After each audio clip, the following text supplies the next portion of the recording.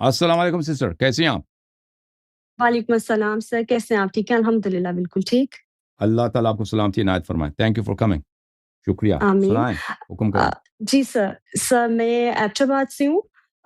میں جی آپ سے اس ٹاپک کے علاوہ بھی بات کرنا چاہ رہی تھی، اور میں اپریشیٹ جی کرتی ہوں کہ کوئی عالم ہے جو کنٹمپریری ٹاپکس پہ بات کرتا ہے، ورنہ پاکستان میں جو یہ مولوی ایک طبقہ ہے وہ تو بیٹھ کے صرف عورتوں کے اوپر ہی بات کرتے ہیں کہ کیسے پہننا ہے، صحیح۔ کیسے چلنا ہے، یا یہ کیا کرتے ہیں۔ تو آئی اپریشیٹ دیٹ۔ اس کے علاوہ میں جاگیر فدق کا جو کیس تھا، بی بی فاطمہ کا جو حق تھا، اس کو اسٹڈی کرنے کے لیے یوٹیوب پہ گئی تھی، تو میرے سامنے آپ کی ویڈیوز آئی تھی، تو وہاں سے میں نے بی بی زہرا کا جو حق ہے وہ پڑھا تھا، سمجھا تھا جی ان ڈیٹیل۔ اس کے بعد سے میرا ایک کنسرن تھا جو میں اکثر ریز کرتی رہتی ہوں اپنی فیملیز میں بھی، اور بات کرتی ہوں کیونکہ میں پالیٹکس میں ہوں، تو وہاں پہ میرے سامنے ایسی خواتین آتی ہیں جن کے انہیریٹنس کے ایشوز ہیں۔ تو میں یہ چاہتی تھی کہ جو شیعہ طبقہ ہیں، جیسے آپ ہیں جن کی آواز سنی جاتی ہے، وہ لوگ اس کنسرن کو اس طرح سے ریز کریں کہ بی بی زہرا کے حق کو پڑھ کے اس کو امپلیمنٹ کر کے آج کے دور کی جو اسلام کی بیٹی ہے، جسے قرآن جو حق دیتا ہے، وہ دلوایا جائے۔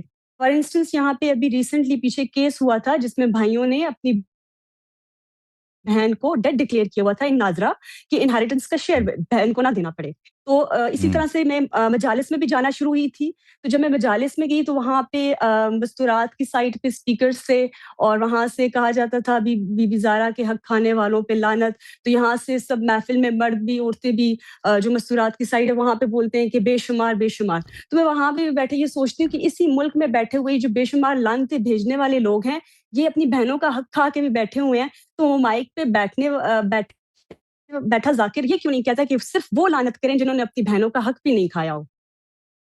صحیح فرما رہے ہیں، صحیح فرما رہے ہیں۔ اللہ تعالیٰ آپ کو سلامتی دے۔ اس موضوع کا آج ہمارے موضوع سے تعلق نہیں ہے، فدق پہ ہم نے بات کی ہے، اور انشاءاللہ تبارک و تعالی جو جس اینگل سے آپ کہہ رہی ہیں نا کہ فدق کو اس اینگل سے دیکھا جائے کہ جو موجودہ دور میں خواتین کی یہ حقوق کی پامالی ہے، اس اینگل سے آپ نے بہت ایک اچھے موضوع کی طرف ہمارا نظر اٹریکٹ کیا۔ بہت اچھی بات کر رہی ہیں آپ۔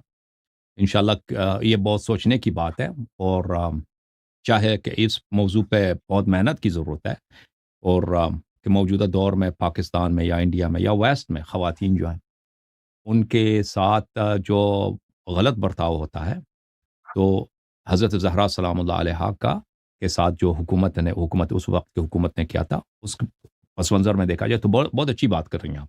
اللہ تعالیٰ آپ کو جزائے خیر دے۔ Thank you sister. آمین۔ اوکے، بہت مہربانی۔ اوکے